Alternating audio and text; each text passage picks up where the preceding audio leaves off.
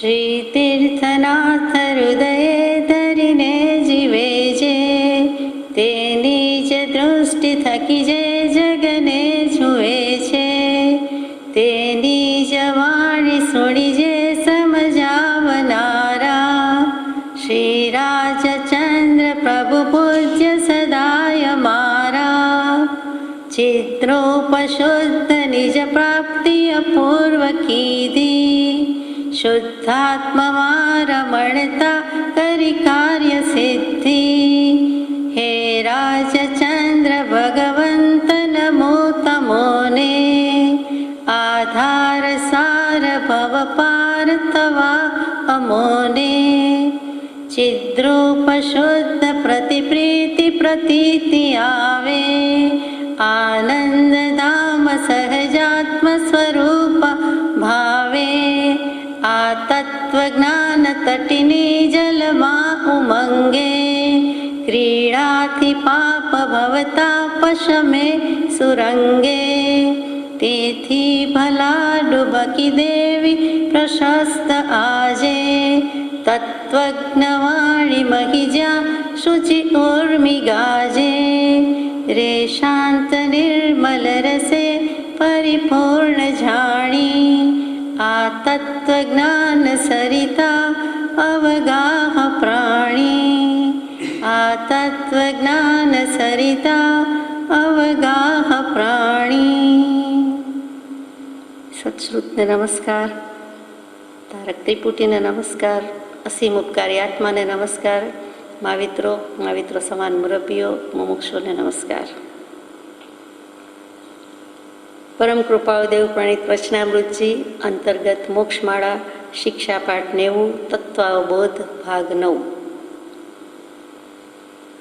ગઈકાલે આપણે શિક્ષાપાઠ 89ની વાત કરતા હતા. તત્વાબોધ ભાગ 8ની યથાશક્તિ વિચારણા કરી. એમાં છેલ્લા 2 વચન મુખ્ય બોલ ત્યાંથી શરૂ કરવાનું છે. આ એ સમયની વાત છે, મોક્ષમાળા રચાઈ તે સમયની વાત કરીએ છીએ, એટલે ઈસવીસન 1884, એપ્રિલ 1884. અને ત્યારે ડૉક્ટર હરમન જેકોબી મળ્યા છે. એ જ ધન્ય સાલ કે સંવત મોક્ષમાળાની રચનાની હિસાબે, અને જર્મન ફિલોસોફર્સ અને બીજા કેટલાક વેસ્ટર્ન ફિલોસોફર્સ, જે German philosopher doctor Harman Jacobi, એણે 1884માં જ શ્રી આચારાંગ સૂત્ર અને શ્રી કલ્પસૂત્ર, શ્વેતાંબર આમનાય પ્રમાણે મૂળ આગમ, એ બંનેનો પહેલી જ વખત હિન્દુસ્તાનમાં પ્રકાશન થયું. એટલે કે એણે પ્રકાશન કર્યું, એમના દ્વારા થયું. ભારતની ભૂમિ પર, આર્ય ભૂમિ ઉપર વિદેશી વિદ્વાને એ કર્યું. એ કરવાની હિંમત દાખવી, એ કરવાના પ્રયત્ન કર્યા. એ કરવામાં, ભણવામાં અને ભાષાંતર કરવામાં કેટલો પુરુષાર્થ જોઈએ એ આપણે સમજી શકીએ છીએ. એ જેવી તેવી વાત ન હતી. અને તે વખતે 1884ની વાત. ત્યાર પછી ઈસવીસન 1895માં તેમણે ઉત્તરાધ્યન સૂત્ર, સ્વેગાંગજી સૂત્રનો પણ અનુવાદ કર્યો છે. બંનેની પ્રિફેસ કે બધું વાંચતા વિચારતા જરૂર સમજાય કે કેટલો સુધારો છે, કેટલો ફેરફાર છે. ત્યારે પહેલીવાર અનુવાદ કર્યો અને પછી અનુવાદ કર્યો. વચ્ચે એક પરમ કૃપાળુદેવનું સાનિધ્ય, સત્સંગ, જે કંઈ કહ્યો તે એ સાંપડી ગયું છે. પછી જે કર્યું છે એમાં એને કેટલી શંકા નિવારણ પામી છે. અને એમાં મૂક્યું છે ચોખ્ખું કે બૌદ્ધ ધર્મને બૌદ્ધ ધર્મની એક શાખા જ મનાતી હતી, એમ આજે પણ ભણાવવામાં આવે છે.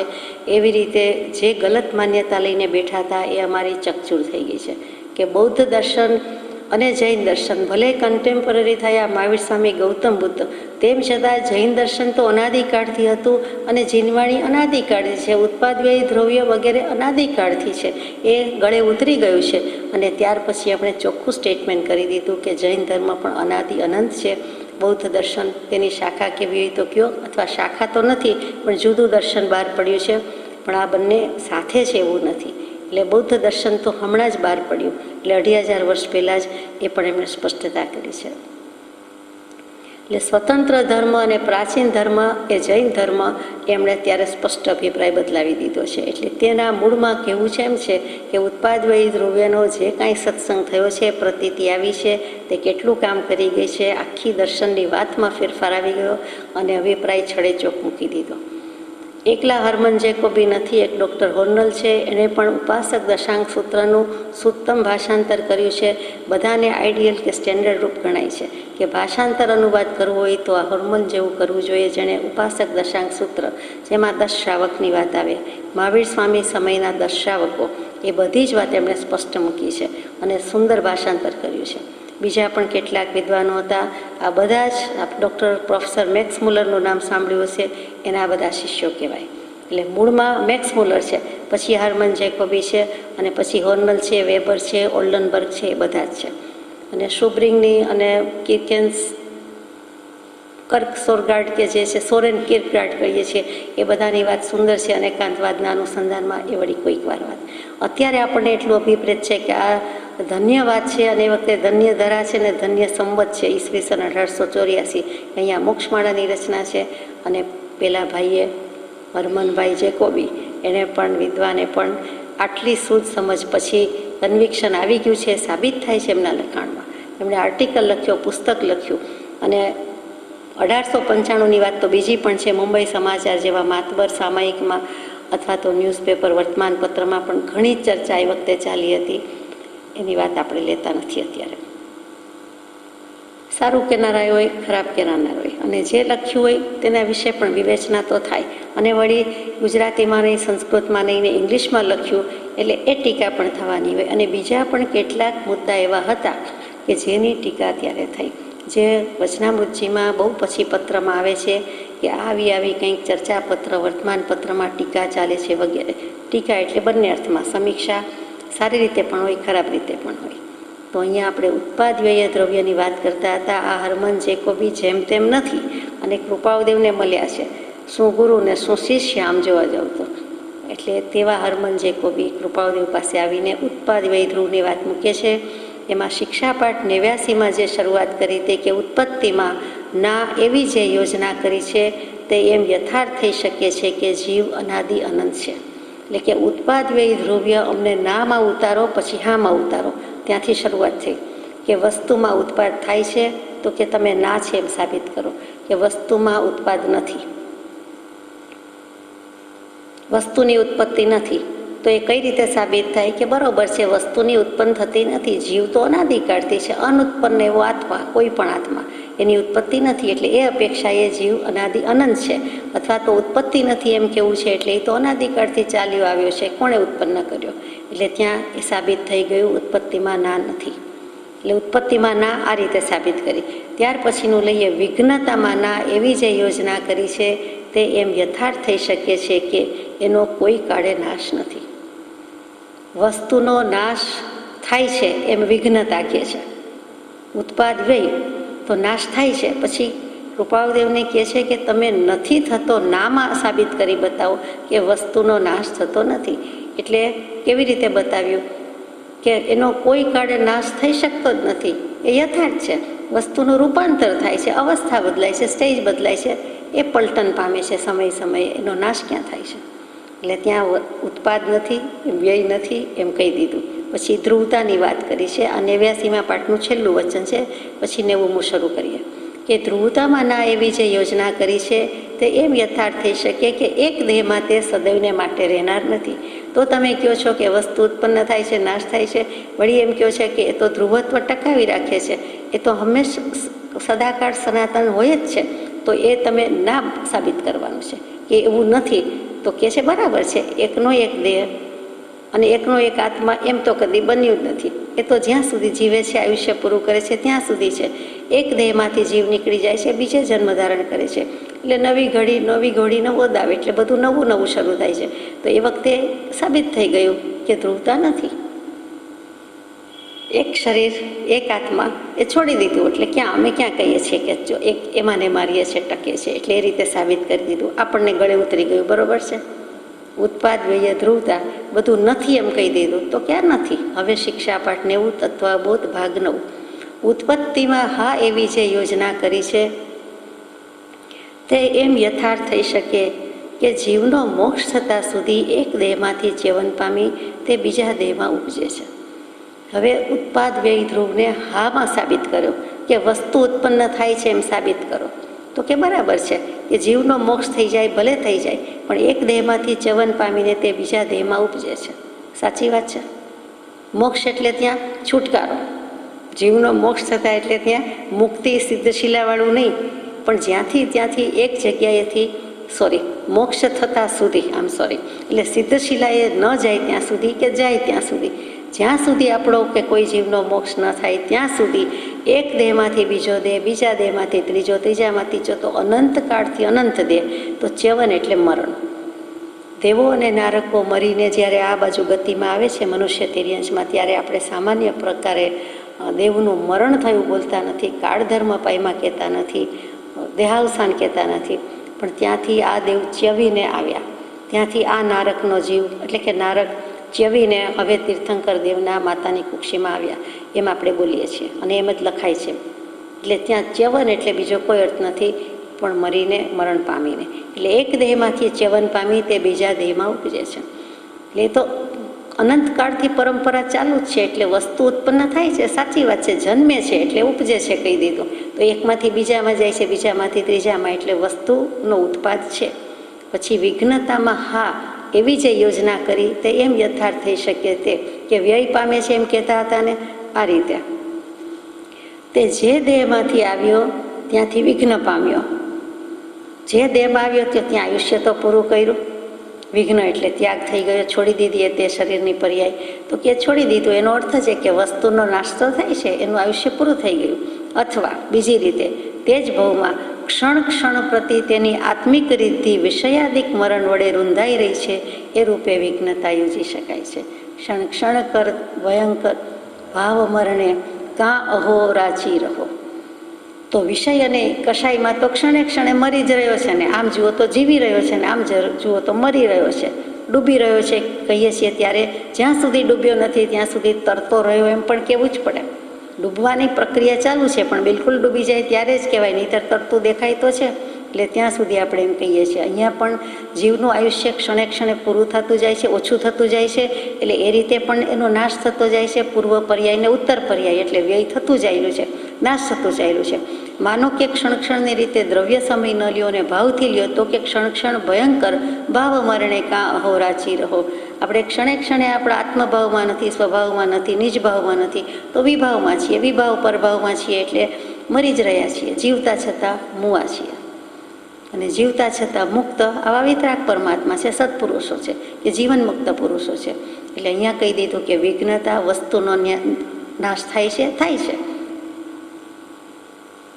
એટલે કેવી બધી દલીલ કરી છે એ જ વિચાર થાય છે કે દેહમાંથી એનું આયુષ્ય પૂરું થાય એટલે તે પર્યાયનો નાશ થયો, તે દેહનો નાશ થયો, એટલે તે એનું આયુષ્ય પૂરું થયું. અને તેવી જ રીતે ભાવથી પણ નાશ થાય છે, ભાવ મરણ થાય છે, એટલે એ રૂપે વિઘ્નતા યોજી શકાય છે. હવે ધ્રુવતાની વાત, કે ધ્રુવતામાં હા એવી જે યોજના કહી છે તે એમ યથાર્થ થઈ શકે કે દ્રવ્ય કરી જીવ કોઈ કાળે નાશરૂપ નથી, ત્રિકાળ સિદ્ધ છે. આત્મા ધ્રુવ છે, તમે કહો છો ને, વસ્તુ ધ્રુવ છે, વસ્તુ અખંડ છે, વસ્તુ રહેવાની જ છે, રહી હતી અને રહેશે ને રહી છે, તો પછી કેવી રીતે ધ્રુવતા બતાવો?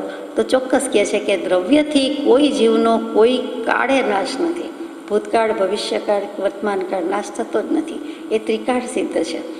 દ્રવ્ય એટલે માત્ર જીવ નહીં, જીવ અને અજીવ દ્રવ્ય. અજીવ દ્રવ્ય એટલે ધર્માસ્તિકાય, અધર્માસ્તિકાય, આકાશાસ્તિકાય, પૂતગલાસ્તિકાય, કાળને તેમાં લીધો નથી, કાલાસ્તિકાય કહેવાતું નથી. ત્યાં પંચાસ્તિકાયની વાત આવે કે જ્યાં અસ્તિકાય આવે ત્યાં પ્રદેશનો સમૂહ હોય, એટલે પ્રદેશનો સમૂહ હોય ત્યાં જ અસ્તિકાય આવે. એટલે કાળમાં અણુ છે જુદા જુદા, અથવા વર્તના પર્યાય છે, એટલે કાલાસ્તિકાય કોઈ દિવસ બોલાય નહીં, ત્યાં જુદું જ રહે. છ દ્રવ્ય ખરું પણ તે અસ્તિકાય નથી, એટલે અહીંયા પંચાસ્તિકાયની વાત આવી. અને કાળ પણ એમાં આવી જાય છે કે કાળનો કોઈ કાળે નાશ નથી, સમયનો કોઈ દિવસ નાશ થવાનો નથી. એટલે આ છ દ્રવ્ય નિત્ય જ છે. સિદ્ધ ગતિને પામે, મોક્ષે જાય તો પણ એનું જુદું, અલાયદું, અલગ અસ્તિત્વ, ન્યારું, નોખું, નિરાળું છે જ. સિદ્ધનું અસ્તિત્વ મીટી ફીટી જતું નથી. સંસારમાંથી એક જીવ ઓછો થયો, સિદ્ધ ગતિને પામ્યો તો ત્યાં ગયો, પણ ભલે ને ત્યાંની વસ્તી ગણતરીમાં એક એનો વધારો થઈ ગયો, અનંતમાં એક વધારે, પણ સંસારમાંથી ઓછો થયો નથી. તેમ સિદ્ધ ગતિમાંથી તો પાછું આવવાનું રહેતું નથી. અને જ્યાં ઓછો થયો સંસારમાં એમ લાગે ત્યાં નિગોદના જીવો તૈયાર જ છે, એમાંથી એક જીવ બહાર આવે છે, વ્યવહાર રાશિમાં પ્રવર્તે છે. એટલે કોઈ દિવસ કોઈ દ્રવ્યનો, જીવ દ્રવ્યનો કે અજીવ દ્રવ્યનો નાશ થતો જ નથી, ત્રિકાળ સિદ્ધ છે. વિજ્ઞાન પણ સ્વીકારે જ છે, સાબિત કરી ચૂક્યું છે કે પૂતગલ પરમાણુ એ રહ્યા જ કરે છે, રૂપાંતર પામે છે, નાશ પામતા નથી. કચરો લાગે છે, ઘરમાંથી ફેંકી દઈએ છીએ, રૂપાંતર પામે છે. કોઈ કેટલીક વસ્તુ રિસાયકલ થાય છે, કેટલીક વસ્તુ ખાતર રૂપે પરિણમે છે, કેટલીક પંચમહાભૂતમાં ભળી જતી લાગે છે, માટીમાં ભળી જાય છે એમ લાગે છે. તો માટી પૃથ્વી કાંઈનો જીવ છે, દ્રવ્ય છે, બધા જ દ્રવ્ય છે. તો કોઈને કોઈ દ્રવ્ય મટીને દ્રવ્યત્વ જતું નથી. એટલે દ્રવ્ય મટીને, વસ્તુ મટીને અવસ્તુપણે પણ જતી નથી, એનું અસ્તિત્વ રહે જ છે. કોઈ પણ રીતે ધૂળ, માટી, રજકણ એનું અસ્તિત્વ તો છે ને છે, અને સિદ્ધનું પણ છે. એટલે કે નિત્યત્વ તો છે જ, ધ્રુવત્વ તો છે જ. દ્રવ્ય કરીને જીવ કોઈ કાળે નાશરૂપ નથી, ત્રિકાળ સિદ્ધ છે. એટલે ઉત્પાદવ્ય ધ્રુવ નામાં અને હામાં 3 રીતે સાબિત થઈ ગયા. એટલે 6 વાત પૂરી થઈ ગઈ. હવે ભગવાન કહે છે, કૃપાદેવ ફરમાવે છે કે 18 દોષ લઈને બેઠા છે 88મા પાઠમાં. એ 88ના પાઠના 18 દોષ કેવી રીતે હું કહું છું ટળી જાય છે, સમાધાન કરે છે, એ આપણે નિરાંતે લઈએ. પહેલું છે કે જીવ વિઘ્ન રૂપે નથી, માટે ધ્રુવતા સિદ્ધ થઈ, એ પહેલો દોષ ટળ્યો. જીવ વિઘ્ન રૂપે નથી, એટલે કે જીવનો નાશ થતો નથી, માટે ધ્રુવતા થઈ, એ પહેલો દોષ ટળ્યો. સાચી વાત? ચાલો સામે શંકા વાંચીએ એટલે ખ્યાલ આવે, કારણ કે આપણે 88મા પાઠની પહેલી શંકા શું વાંચી એ પાછું ભૂલી ગયા હોય. Excuse me. વિઘ્ન રૂપે હોય તે વસ્તુ ધ્રુવ રૂપે ન હોય.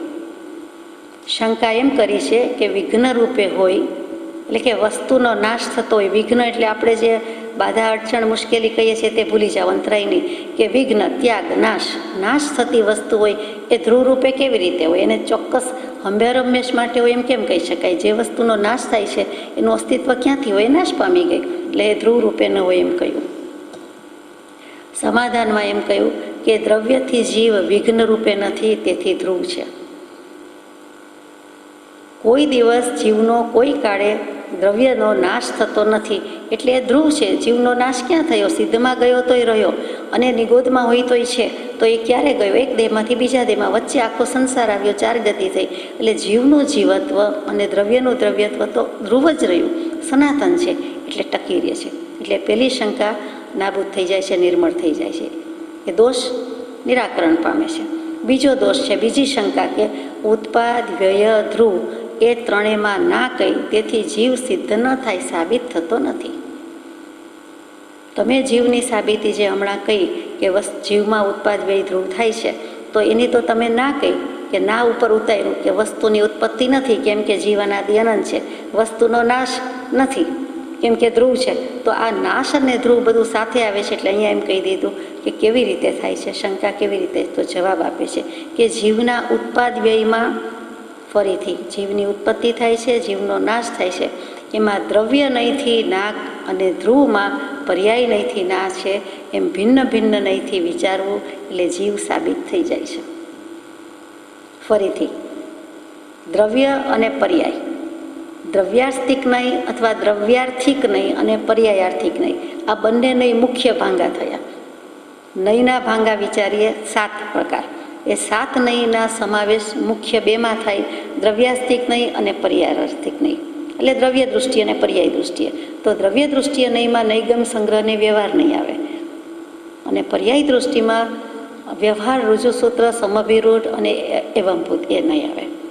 નૈગમ સંગ્રહ વ્યવહાર એક બાજુ, પછી રુજુસૂત્ર, શબ્દ, સમભિરૂઢ અને એવંભૂત એ 4 આવે. એટલે આપણે આટલું યાદ રાખીએ કે દ્રવ્ય દૃષ્ટિ, પર્યાય દૃષ્ટિ, દ્રવ્ય નહીં અને પર્યાય નહીં, એટલે સહેલું પડે. તો દ્રવ્ય નહીંમાં શું આવ્યું? તો કે ઉત્પન્ન થાય છે અને નાશ પામે છે, એને તમે દ્રવ્ય દૃષ્ટિથી વિચારો તો એ શું આવે? ના જ આવે કે વસ્તુ ઉત્પન્ન થતી નથી અને વસ્તુ નાશ પામતી નથી. એટલે દ્રવ્ય નહીંથી તો સનાતનતા, ધ્રુવતા આવી જ. અને ધ્રુવ નહીંની વાત આવે, ધ્રુવની વાત આવે કે જીવ વસ્તુ ચોક્કસ રહે છે, દ્રવ્ય ચોક્કસ રહે, પર્યાય નહીંથી ના પાડે કે ક્ષણે ક્ષણે પલટન તો પામે છે, પરિણામ તો પામે છે, રૂપાંતર તો પામે છે. એટલે પર્યાય નહીંવાળા કે અમે કાંઈ ધ્રુવતા માનતા નથી, તો કાંઈ વાંધો નહીં.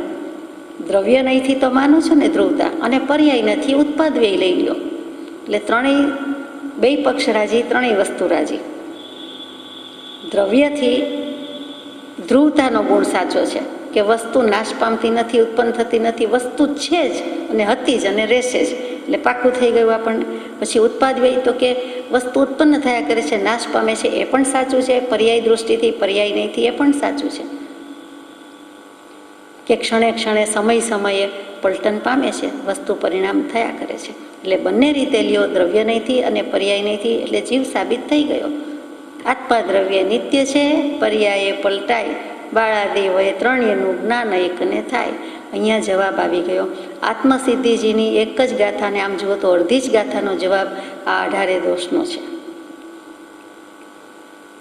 એટલામાં મૂકી દીધું છે અને એ આપણને ગોખાઈ ગયું છે, યાદ રહી ગયું છે. એના આધારે આ 18 શંકા હમણાં નિર્મૂળ થઈ જવાની છે.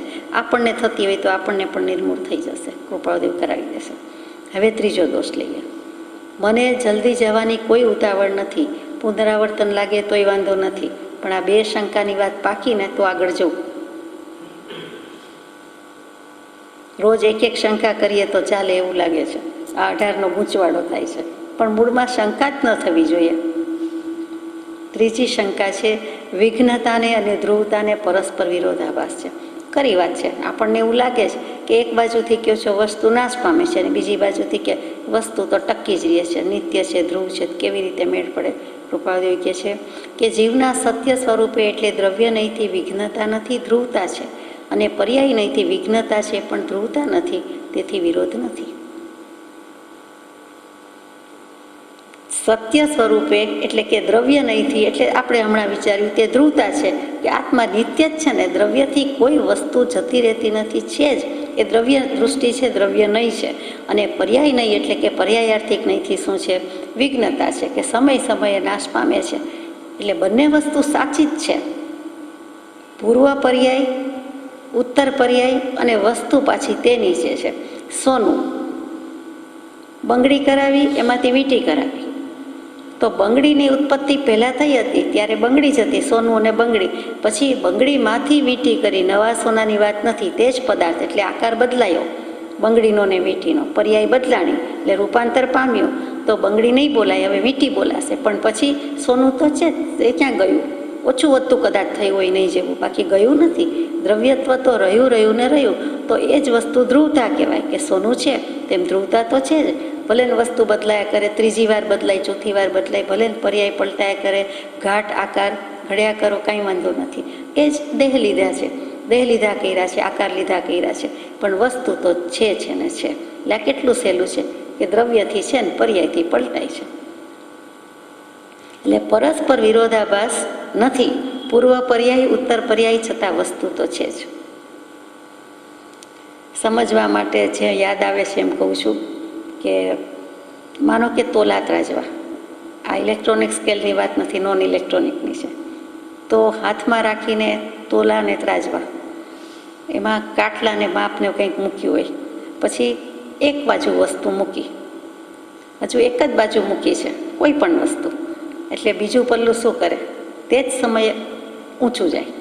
એક જેમાં મૂકીએ છીએ વસ્તુ તે પલ્લું, છાબડું તરત જ નીચું જાય અને તે જ સમયે પેલું ઊંચું જાય. બરોબર છે? ખાલી હોવાથી ઊંચું જાય છે. વાત તો સાચી છે ને કે બીજું કંઈ થાય? એમ જ છે.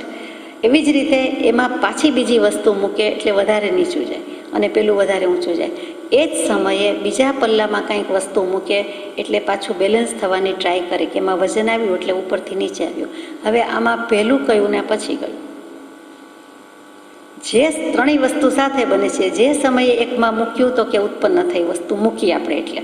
બીજી બાજુ લઈ લીધી કે ઓછી વધતી કરી તો ત્યાં નાશ પામ્યો એટલે લઈ લીધું, ત્યાગ થયો, એનો અર્થ ત્યાં ત્યાગ થાય છે.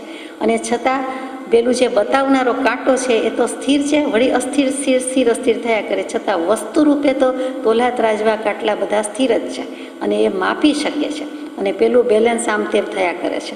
પછી જ્યારે બિલકુલ બેલેન્સ થાય છે, સ્થિરતા પકડે છે, ત્યારે એમ થાય કે હવે સહેજે હલતું નથી. જો હાથ જોગતા આવડવું જોઈએ તો સ્થિરતાને પામે, નહીંતર તો હલ્યા જ કરે, એ મૂવમેન્ટ કર્યા જ કરે. તો કે ત્યાં એ સ્થિરતા પકડે છે. તો ધ્રુવતા તો થઈ જ, કાંટો તો છે જ. આમે ધ્રુવ કાંટો કહીએ છીએ, હોકાયંત્ર ધ્રુવ કાંટો, કે નિશ્ચિત દિશા બતાવે. દરિયાઈ મુસાફરીમાં જેને ખબર છે એને ખબર છે, અભ્યાસ કર્યો છે એને ખબર છે હોકાયંત્રનું કામ કેટલું સુંદર, દીવાદાંડીનું કામ કેટલું સુંદર. તો એ ઉત્તર ધ્રુવ કહીએ, ધ્રુવનો તારો કહીએ, ઉત્તર દિશા કહીએ, તે દિશા પકડાવે છે. એમ ધ્રુવ છે, સ્થિર છે. તો અહીંયા એ વાત છે કે એક સાથે ઉત્પાદ થાય છે, પૂર્વ પર્યાય ને ઉત્તર પર્યાય વચ્ચે અસંખ્યાત સમય જાય છે. આપણને એક સમયનું ભાન નથી. આ બાજુ લીધું ને આ બાજુ મૂક્યું, એક જ હાથમાં બે વસ્તુ હોય છતાં વચ્ચે નહીં જેવો સમય જાય. કેવલ જ્ઞાની ભગવાન કહે છે ભલે સમય જાય, અમારા તો જ્ઞાનમાં દેખાય છે ને તો ઉત્પન્ન પણ થાય છે. પૂર્વ પર્યાય ઉત્પન્ન થઈ, ઉત્પાદ થયો, પછી ઉત્તર પર્યાય એટલે તે પૂર્વ છે પહેલાંની છે એ પછીની થઈ જાય છે, અને જે પેલી વ્યય પામે છે અને પેલામાં નવી નવી સમયે પર્યાય ઉત્પન્ન થતી જાય છે. અને વસ્તુનો કાંટો કે વસ્તુ તો સ્થિર જ છે, જેમ છે તેમ છે. હવે સમજાય કે આ વિરોધાભાસ નથી, ત્યાગ થતો જાય છે, નાશ થતો જાય છે, અને છતાં ધ્રુવતા તો છે જ, પરસ્પર વિરોધાભાસ નથી. એક જ દૃષ્ટિથી સમજાય, દ્રવ્ય દૃષ્ટિ અને પર્યાય દૃષ્ટિ, દ્રવ્યાસ્તિક નહીં અને પર્યાસ્તિક નહીં. નહીં વિના સમજી શકાતું નથી. ડાબું અને જમણું એમાંય અપેક્ષા આવી જ. ભગવાનની પૂજા કરતાં જમણા અંગે આમ ભગવાનની સન્મુખ હોઈએ એટલે ભગવાનનું જમણું અંગ એટલે આપણી ડાબી સાઈડ જ થાય. દેખીતી વાત છે, એ કેટલો સ્વીકાર છે. અને ભગવાન સિવાય પણ ક્યાંય સામસામા ઊભા હોઈએ તો એકનું ડાબું બીજાનું જમણું, એકનું જમણું બીજાનું ડાબું, તો એ અપેક્ષાવાદ નથી તો શું છે, એ નહીવાદ નથી તો શું છે. અને એને બે રીતે બંને સાચા છે એમ કહીએ ત્યારે અનેકાંતવાદની શૈલી આપણે અપનાવી, અનેકાંત શૈલી અપનાવી કે એની રીતે એનું જમણું ડાબું છે, આપણી રીતે આ જમણું ડાબું છે. એટલે સીધી વાત છે, ત્રીજી દોષ પણ નીકળી જાય છે, ત્રીજી શંકા નિર્મૂળ થાય છે. ચોથી શંકા કૃપાદેવ કરે છે કે દ્રવ્ય ભાવે જીવની ઉત્પત્તિ અસિદ્ધ થઈ, એ ચોથો દોષ ગયો. એટલે સમાધાન કરે ત્યારે ગયો. ચોથી શંકા શું છે કે જીવ કેવળ ધ્રુવ છે તો ઉત્પત્તિમાં હા કેમ? જો આટલું બધું જીવ દ્રવ્ય અથવા કોઈ પણ દ્રવ્ય ધ્રુવ જ છે તો ઉત્પન્ન કોણે કર્યો? ઉત્પત્તિમાં હા કેમ પડી કે જીવ ઉત્પન્ન થાય છે, વસ્તુ ઉત્પન્ન થાય છે? તો કહે છે કે જીવની દ્રવ્ય નહીંથી ધ્રુવતા છે, ઉત્પત્તિ નથી, પણ પર્યાય નહીંથી તો ઉત્પત્તિ છે, માટે ઉત્પત્તિમાં હા કહી. આત્મા કોઈનો બનાવ્યો બનતો નથી, છતાં પણ જે દેહમાંથી જન્મ લે છે તે સમયે કહેવું પડે છે કે હવે આ મનુષ્ય ગતિમાં આવ્યો, હવે આ નરકમાં ગયા, હવે આ દેવમાં ગયા, હવે આ પશુ પંખી રૂપે થયા, અને ફળફૂલ રૂપે થયા. તો એક દેહમાંથી વિનાશ છે, ત્યાગ છે, પણ દ્રવ્ય રૂપે તો દ્રવ્ય છે જ. આત્માનું અસ્તિત્વ મીટી ફીટી જતું નથી, એટલે આત્મા છે જ, પણ બીજો દેહ, નવો ઘાટ, નવો આકાર, નવી ગતિ, નવી યોની, એટલે ત્યાં નવો દાવ છે. તો તે દૃષ્ટિએ કહેવાય કે ઉત્પન્ન થયો, હવે આ દેવ થયા, હવે આ મનુષ્ય થયા. તો તે રીતે એમ કહેવાય કે ઉત્પત્તિમાં હા પાડવી પડે. એટલે ચોથો દોષ પણ જાય છે. બરોબર છે. પાંચમી શંકા,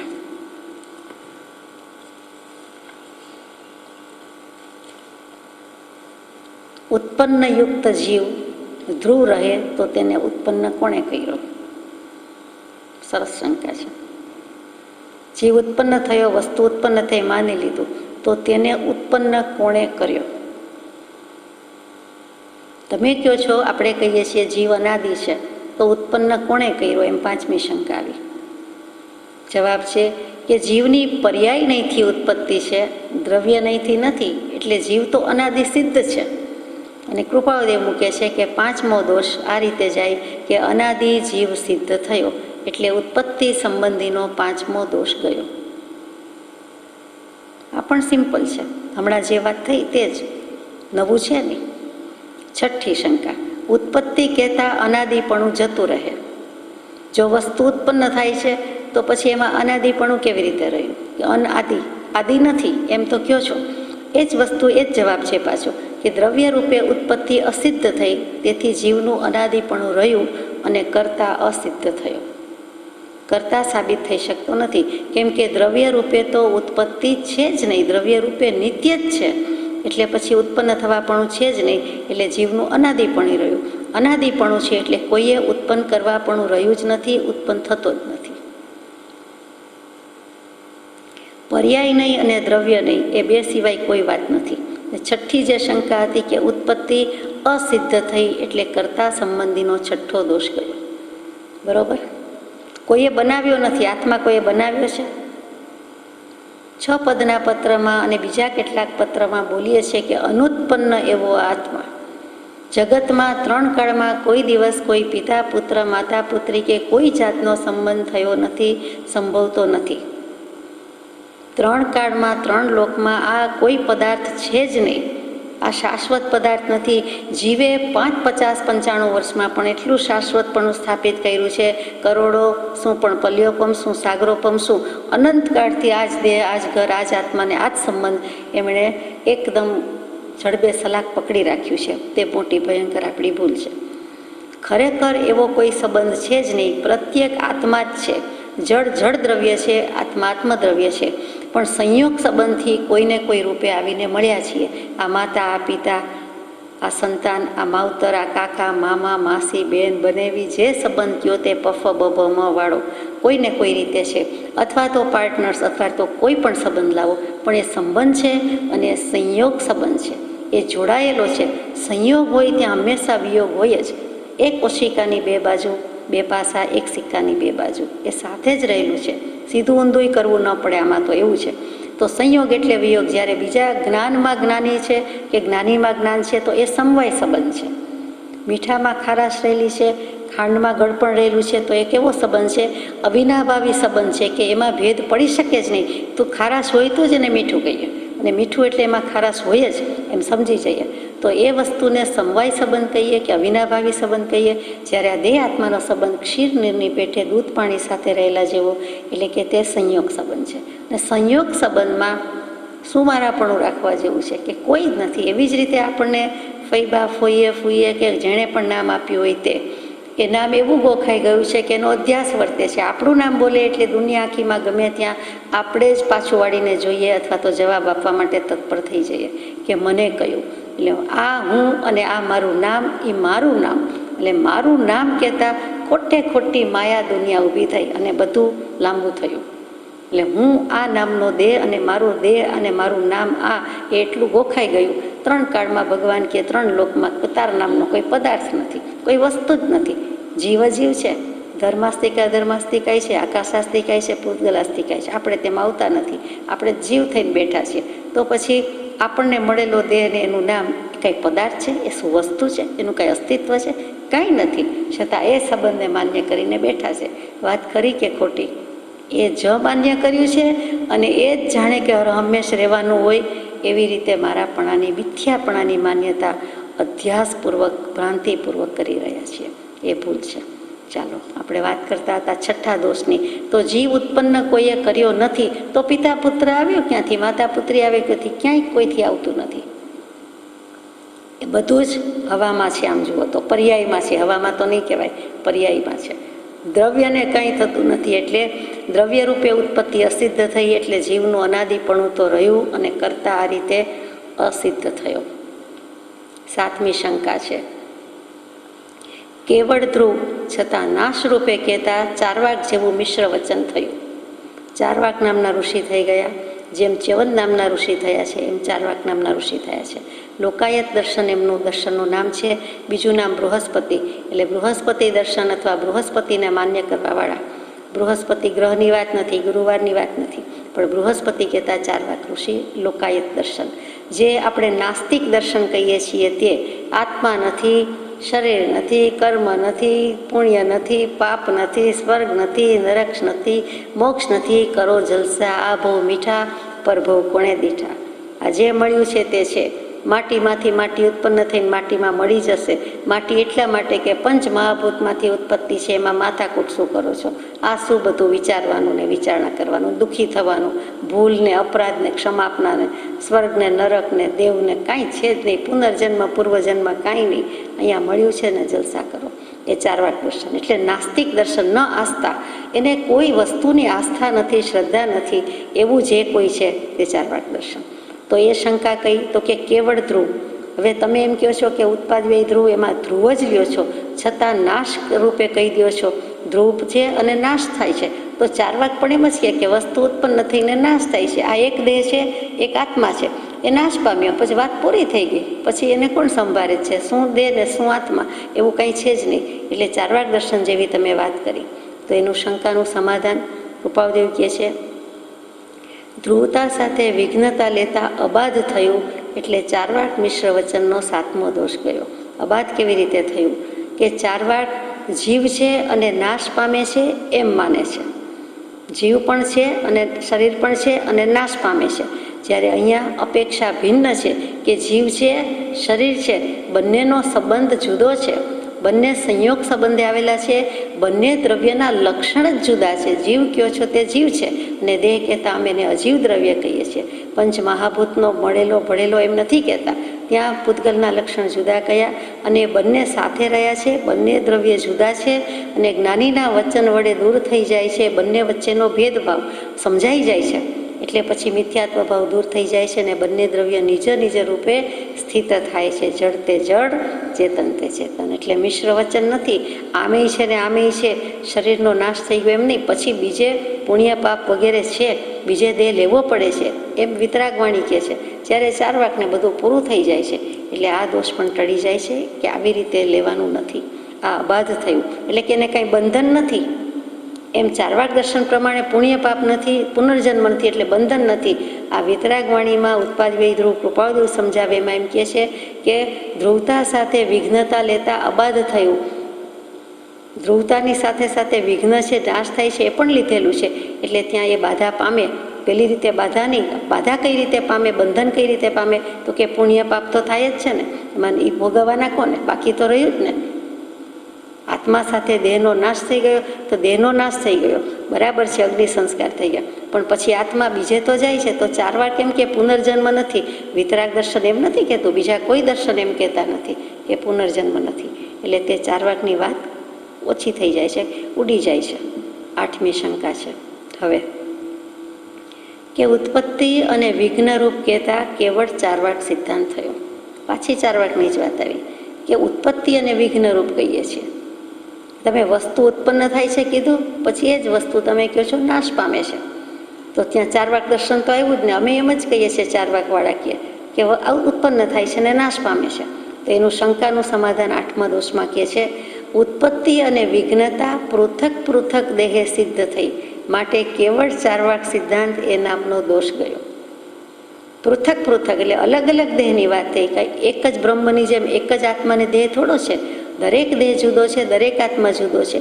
તો એક એક દ્રવ્ય જુદા જુદા સમયે ઉત્પન્ન થાય છે, પછી પાછો જન્મ તો લે છે.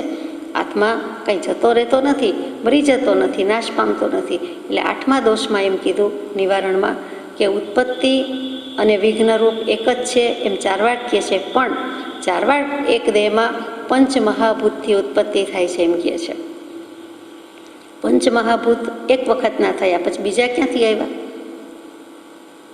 એક વખતના દેહના પંચમહાભૂત ભળી ગયા, નાશ પામ્યા. તો બીજા પંચમહાભૂત એટલે વસ્તુ ઉત્પન્ન થાય છે, વસ્તુ નાશ પામે છે, એ વાત સાચી પડે છે. તો આવે ક્યાંથી? દરેક દેહ જુદો, દરેક આત્મા જુદો. તો દરેકના પંચમહાભૂત જુદા, તો પંચમહાભૂતની ઉત્પત્તિ કેવી રીતે થઈ? એને જડ કયો, અજીવ દ્રવ્ય કયો. તો એ વસ્તુની ઉત્પત્તિ કોઈએ બનાવી? તો એમ તો નથી. એટલે ત્યાં જ સાબિત થઈ ગયું કે વસ્તુ નિત્ય છે, દ્રવ્યત્વ તો છે જ નથી. શેનું આવ્યું ક્યાંથી? પૃથ્વી, પાણી, માટી આકાશમાંથી મોકલ્યા, ઉપરથી પડ્યા? એમ તો છે જ નહીં. એટલે અહીંયા ચારવાક સિદ્ધાંતની માન્યતામાં આપણને રદિયો આપવાનું મન થાય. પૃથક પૃથક દેહમાં ઉત્પત્તિ નાશ હોવાથી આ કેવળ ચારવાક સિદ્ધાંત નથી.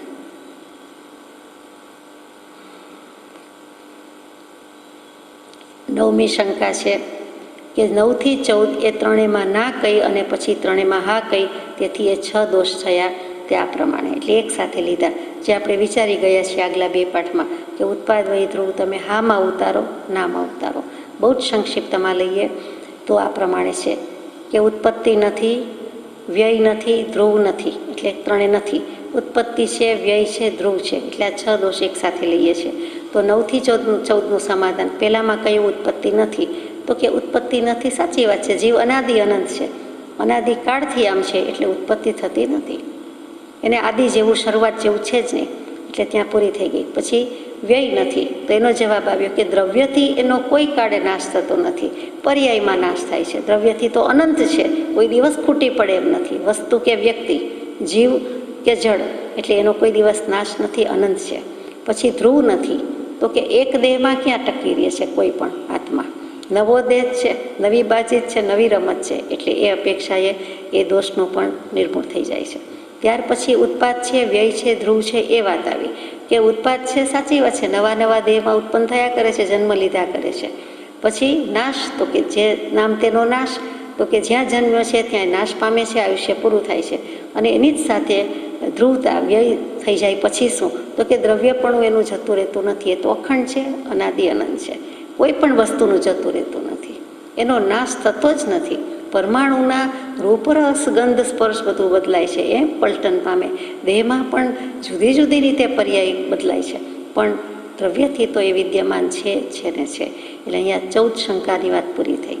15મી શંકા છે, અનાદિ અનંતતા સિદ્ધ થતાં સ્યાદ વચન સિદ્ધ સત્ય થયું, એ 15મો દોષ ગયો. એ દોષ ગયો, પણ શંકા શું, તો કે કેવળ ધ્રુવતા જતા ઉત્પાદ વ્યય ધ્રુવ એ સર્વજ્ઞ વચન જાય. એટલે કે સર્વજ્ઞની વાણી ખોટી પડવાની વાત આવી કે કેવળ ધ્રુવતા જતા ઉત્પાદ વ્યય દ્રવ્ય 3 વસ્તુ લીધી છે. તો કેવળ ધ્રુવતા, તો કેવળ ધ્રુવ જ છે માનો તો ઉત્પાદ વ્યય, તો તમે કહો છો કે ઉત્પાદ વ્યય દ્રવ્ય યુક્તમ સત, એ સતની વ્યાખ્યા, સત દ્રવ્ય છે લક્ષણો. તો તત્વની વ્યાખ્યા, દ્રવ્યની વ્યાખ્યા અમુક પ્રમાણે કરી, સતની વ્યાખ્યા આ પ્રમાણે કરી, 3 વસ્તુ સાથે છે એ જ પ્રમાણે વ્યાખ્યા કરી, અને છતાં અખંડ છે, નિત્ય છે કર્યા કરો છો, કેવળ ધ્રુવતા લ્યો છો, તો ઉત્પાદ વ્યય ધ્રુવ એ સર્વજ્ઞ વચનને ત્રુટિ આવે છે, એમાં ખામી આવે છે, દૂષિત બને છે. તો સમાધાન કરે છે કે જીવ દ્રવ્ય અનાદિ અનંત છે એમ સાબિત કર્યું હમણાં આ 6 શંકાથી, હાનાથી, છેલ્લી 6 શંકાના નિવારણથી સાબિત કર્યું. એટલે સ્યાદવાદ વચન સિદ્ધ થઈ ગયું કે દ્રવ્યથી આમ છે અને પર્યાયથી આમ છે. આ 18 દોષના શબ્દો તો બે જ છે, જવાબ બે જ છે કે દ્રવ્યથી આમ અને પર્યાયથી આમ. અને હજુ અસ્થિ અને નાસ્તિ બે જ નહીંથી કૃપાદેવ કે તમારું ઉતારું છું, તમારું જ તમને સપ્રેમ સુપ્રત કરું છું. તમે અસ્થિ નહીં અને નાસ્તિ બે નહીંથી, બે ભાંગાથી જ લીધું છે. સ્યાદવાદ સપ્તભંગી ક્યાંક સમજી આવ્યા છો, તમે વાંચી લીધું છે 7 ભંગ, પણ તમે આ 2 ઉપર જ ઉતારી છે, તો હું તમને 2થી જ જવાબ આપું છું. બીજા ભાંગા તો હજી બાકી જ છે. મૂંઝાવા આવ્યા હતા જેકોબી, પણ મૂંઝાઈ ગયા પોતે જ. એને એમ કે કૃપાળુ દેવ તો આમાં ગૂંચવાઈ જ જશે, કેવી રીતે જવાબ આપશે, ખબર નથી કે આ બીજા મહાવીર સામે હું ઊભો છું, બેઠો છું, અને આમાં હું ઝીક નહીં લઈ શકું, આ મારું કામ નથી. અહીંયા ભલભલાનું આ ગૌતમ સ્વામીને મહાવીર સ્વામીની વાત થતી હોય તેવું જ કૃપાળુદેવને જેકોબીની વાત છે, પણ ગૌતમ સ્વામી જેવી યોગ્યતા, ગુરુગમ્યતા, પાત્રતા નથી, એવી ઉજ્જવળ આત્મિક શક્તિ આ જેકોબીમાં નથી, એ ભૂલી જાય છે, એને ખબર નથી, એનો લક્ષ્ય પણ નથી. એ બધી વાત આગળ આવશે. એટલે અહીંયા કૃપાળુદેવે આ 2 જ વસ્તુથી અસ્થિ નાસ્તિ શબ્દનો દ્રવ્યથી પર્યાયથી કરીને પ્રકાશ કરી દીધો છે, પૂરેપૂરો નિવારણ કરી દીધું. તો હવે 16મો દોષ આવ્યા. 16મી શંકા છે, ઉત્પત્તિ ધ્રુવતા લેતા કરતા ઠરે, તેથી સર્વજ્ઞ વચન જાય. પહેલામાં કેવળ ધ્રુવતા લીધી, હવે ઉત્પત્તિ ધ્રુવતા કે વસ્તુ ઉત્પન્ન થાય છે અને વસ્તુ ધ્રુવ તો છે જ, એટલે નાશ પામતું નથી એમ કહો છો, તો સર્વજ્ઞ વચન જાય છે કે નાશ પામવાની વાત તો આવી નહીં, ઉત્પત્તિ ધ્રુવતા બેની વાત લીધી તો. એટલે અહીંયા 16માં કહે છે કરતા નથી એ સિદ્ધ થતાં જીન વચનની સત્યતા રહી, એટલે 16મો દોષ ગયો. અહીંયા કરતા પણ એણે સમજાવી દીધું. કેવી રીતે સમજાવ્યું કે જીવની પર્યાયથી ઉત્પત્તિ અને દ્રવ્યથી ધ્રુવતા લેતા એ કરતા નથી એમ સિદ્ધ થયું, તેથી જીન વચન સિદ્ધ થયું. પર્યાયથી જીવની ઉત્પત્તિ છે અને દ્રવ્યથી નથી, દ્રવ્યથી તો નિત્ય જ છે. જીવની ઉત્પત્તિ પર્યાયથી છે, નવી સમયે પર્યાય પલટે છે, કોઈ એક નવા દેહમાં ધારણ કરે છે, એકમાંથી બીજામાં, બીજામાંથી ત્રીજામાં, તો એ પર્યાયથી ઉત્પન્ન થયો.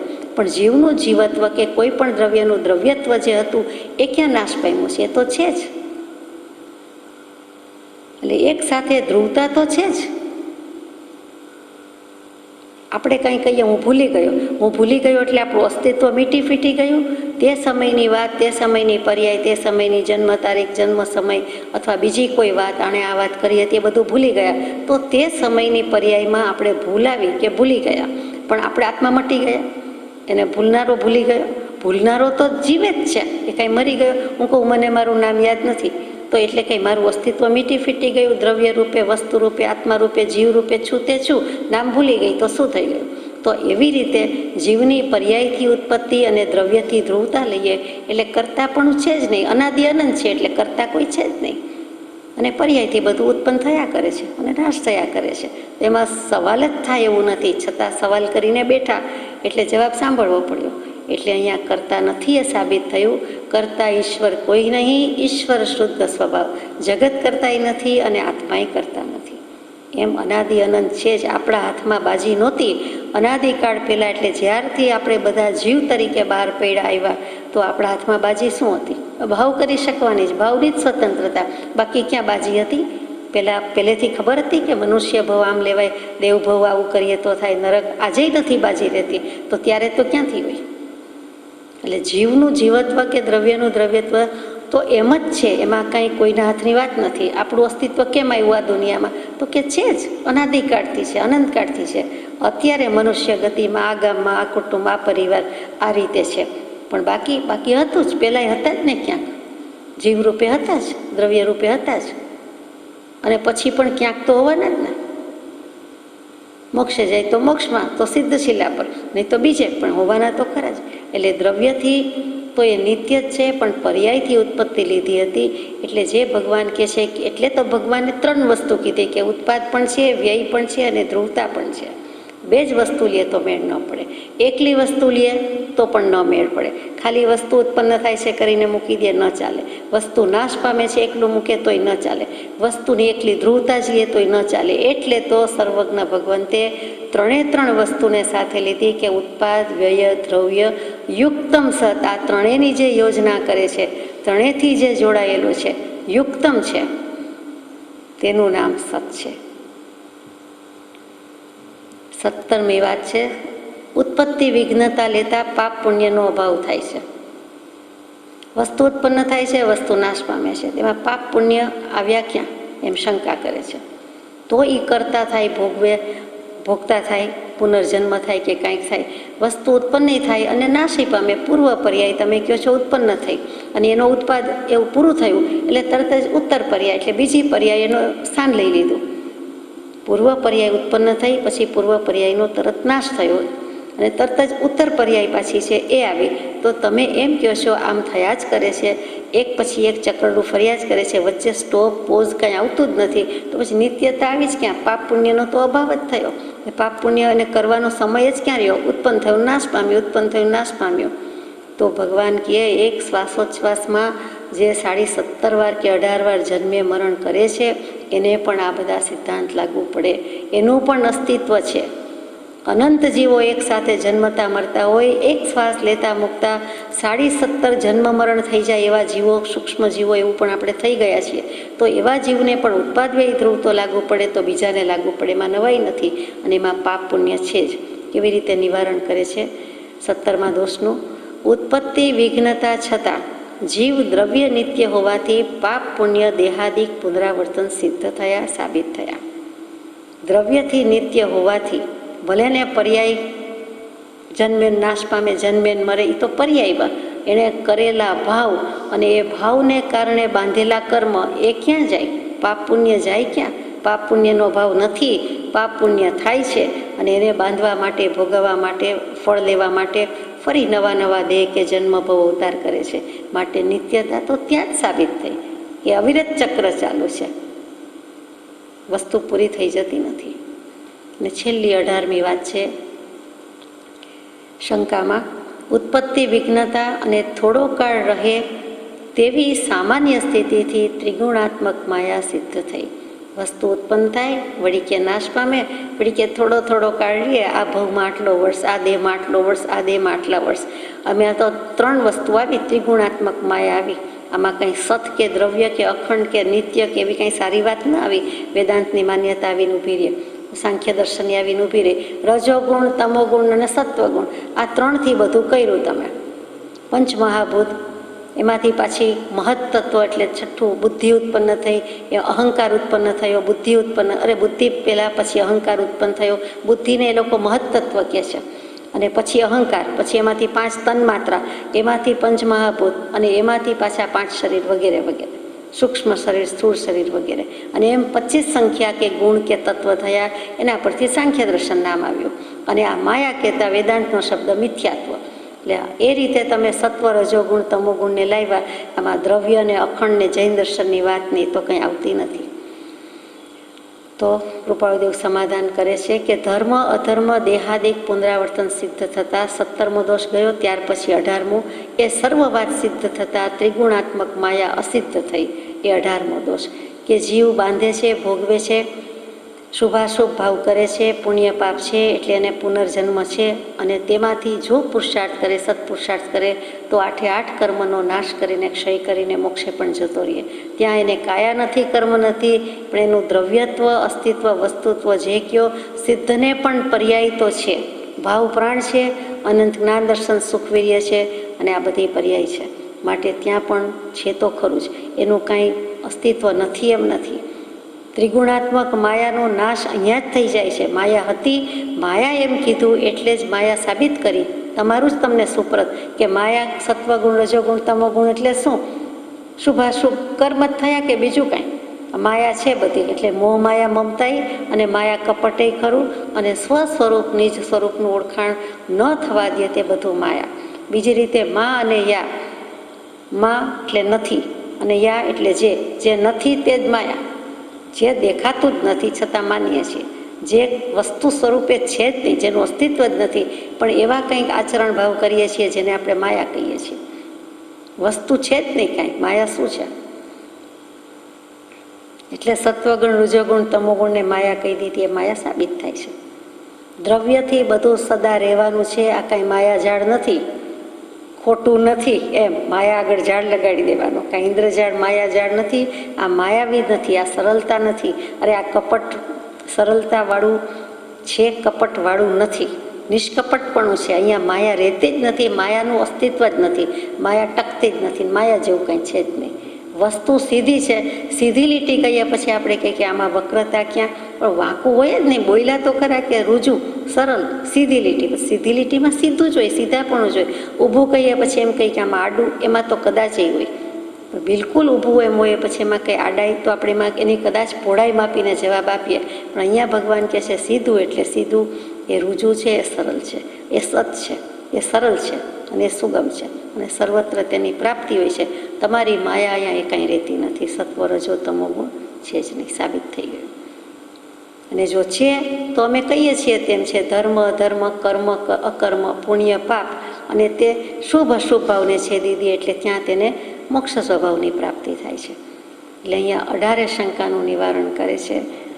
ખરા છે ભગવાન, ખરા છે પરમ પૂજ્ય બ્રહ્મચારીજી. આ મોક્ષમાળા વિવેચનમાં એમણે બહુ જ સુંદર મૂકેલું છે. સામસામાં 2 ભાગ પાડીને મૂક્યું છે, એટલે તરત જ ડાબી બાજુ શંકા વચાઈ, જમણી બાજુ સમાધાન વાંચી શકાય. એટલે સહેલું પડે.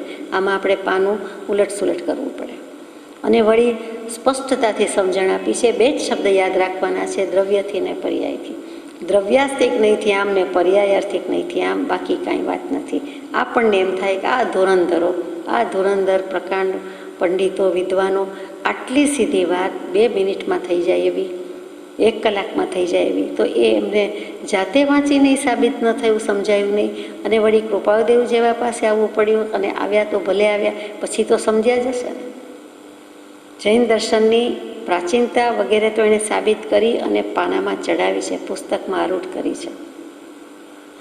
એમનો ઉપકાર છે. પાશ્ચાત્ય વિદ્વાન કે વેસ્ટર્ન ફિલોસોફર્સ કે જર્મન ફિલોસોફર લખે ત્યારે એનું મહાત્મ્ય આખા જગતને આવે.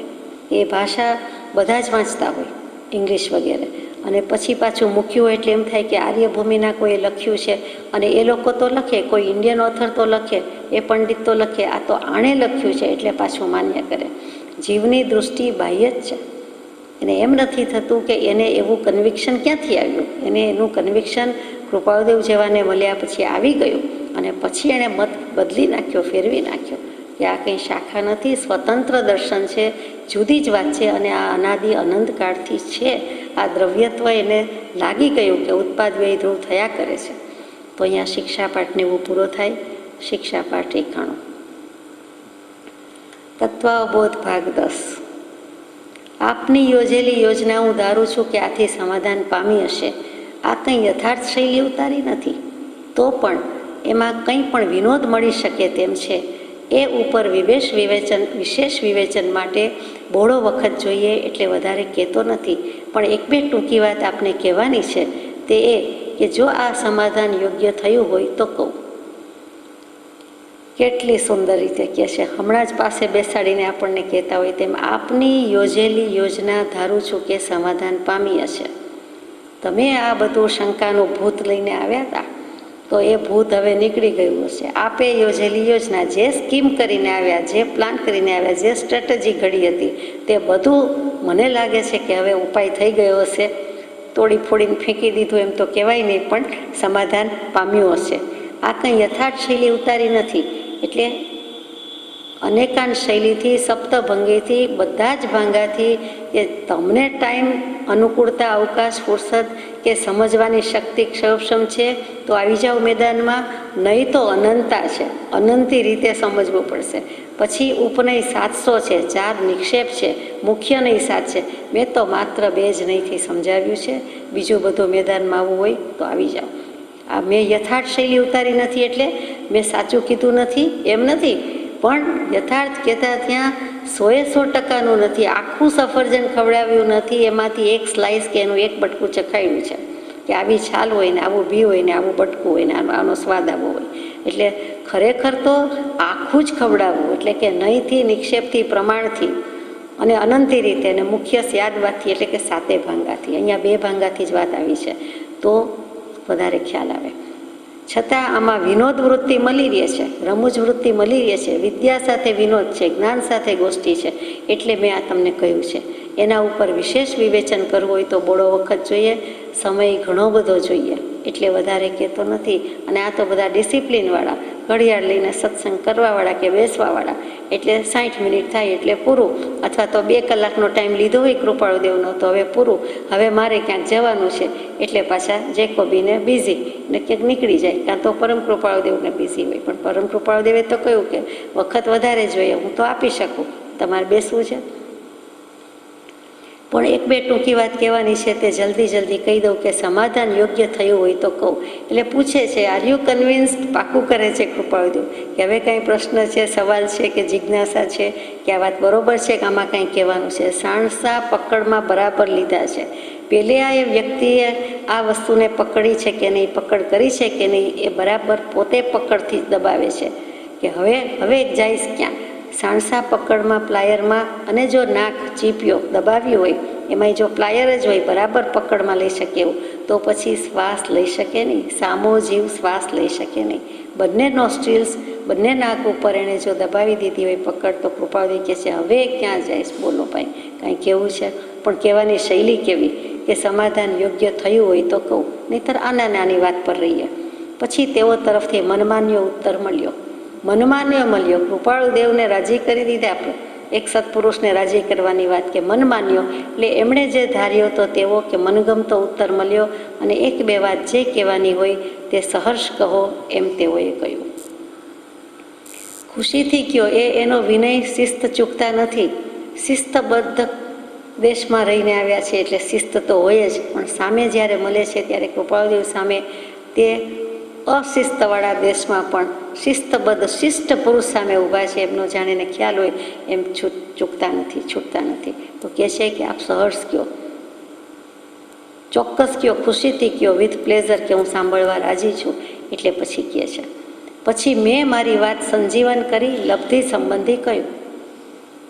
મારી વાત સંજીવન કરી એટલે શું? કૃપાળુદેવ કહે છે કે તો હું શું કહેતો હતો, અથવા આપણે કઈ વાત કરતા હતા, એટલે દોરનું અનુસંધાન કર્યું.